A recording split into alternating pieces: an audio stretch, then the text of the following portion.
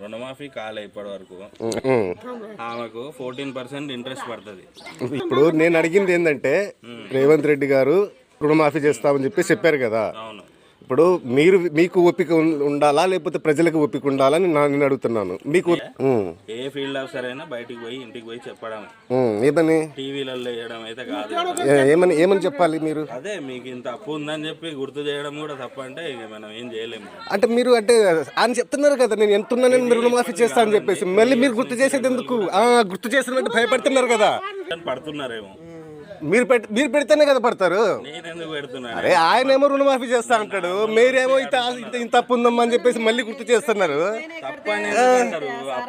కాదు కాదు మీరేది తెలంగాణ రాష్ట్రమే కదా. అవును. మన సీఎం రేవంత్ రెడ్డి గారు ఏమన్నారు? రుణమాఫీ చేస్తానన్నారా లేదా? మీరు విన్నారా లేదా? బ్యాంకుల తరపున